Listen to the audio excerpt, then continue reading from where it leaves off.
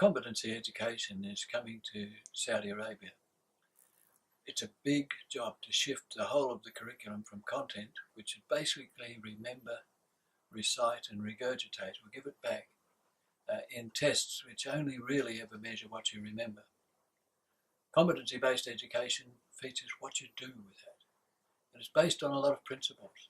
First, everyone can learn, but people learn at different rates and at different depths. So we don't expect everybody to have the same outcome. We don't expect everybody to take the same amount of time. We do expect everyone to complete particular tasks, but they may have to work very hard to do so. There's lots of things that differentiate. One is the content of the material, which is the current curriculum, but we want to embed into that competencies like creativity, collaborative problem solving, critical thinking, communication, and some of the religious competencies that are pertinent to Islam. We'll also be looking to change the role of the teacher from one of transmitting information and giving out everything to one who just helps people learn. It's not so much about the teacher teaching, but about the students learning. And what we're going to be doing over the next 2 weeks is to model this very behaviour so that when you meet with the tier 1 people, you'll know what the steps are, how to go about it, and how to succeed. So that's, in a nutshell, what competency-based education is. But you must not expect to come into the workshops and listen to us tell you all about competency-based education, about formative assessment, about all these things, because we don't know the culture of your school. We're going to talk about a process. That process will involve you working in collaborative teams, problem solving, and doing something called a force field analysis. We'll explain more about those, but essentially every topic will be set within a problem or an issue or a task that has to be completed. For example, suppose as a result of the PISA and TIMSS data, the maths results are not very good. So you're appointed as the numeracy coordinator for the whole of a secondary school. How would you go about that? What would be your collaborative type activity that you would use to set up a team to help you with that? What are the steps that you would follow in solving problems, breaking through the barriers? How would you work out what are the things that could help and enhance those, and what are the things that could block progress and so you could diminish those? So that's the idea of collaborative problem solving combined with force field analysis, which will be the basic approach that we use over the next 2 weeks. It's not going to be easy. There's a huge amount of work. Collaborative work means that everybody must do something, but nobody has to do everything.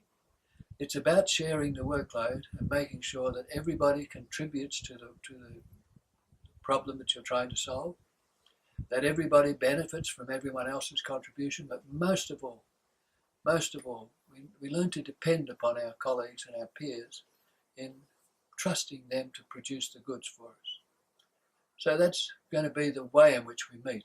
We're going to discuss those things every day, different problems, different resources, and you will be doing the research, you'll be reading, you'll be reviewing videos, you'll be searching the internet for information, you'll be reporting to your teams, and at the end of every day we'll get a report from your team to the whole group. The resources that we'll be able to provide you, apart from the internet and the research that we've already done, identifying videos, papers, and what have you. We've also got a textbook that everybody will get a copy, and that will be on the internet in Arabic and in English. But for this group, they'll get a hard copy of it because we haven't quite got to the point where we've got the Arabic translation finished. Apart from the book and the papers and the videos, you'll also have access to a platform called Ruby.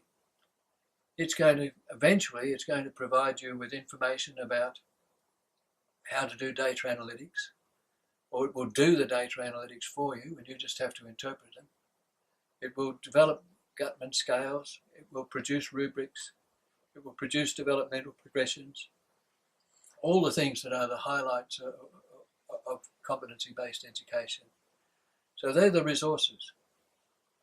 In the end, though, there's an expectation that you will develop some competencies. We need you to be competent in formative assessment such that you can show other teachers how this is done.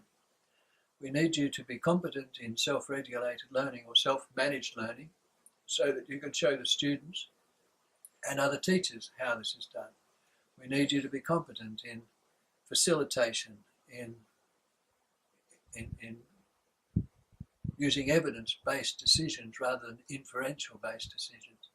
We need you to develop a whole raft of these competencies, and each day we'll be looking at cognitive competencies associated with teaching, but there's also competencies associated with the 21st century, such as the collaboration, communication, critical thinking, and creativity, just to name some.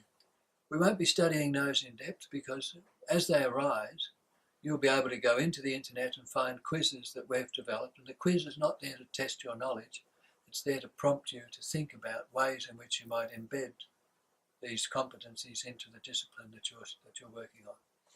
But every day we'll address a new topic, a new problem, and what we want you to do is to get ready to be prepared for this to be passed on to the next group, the Tier 1. But more than that, you have to train the Tier 1s to train the Tier 2s. So every level has to think 2 levels in advance in a cascade model.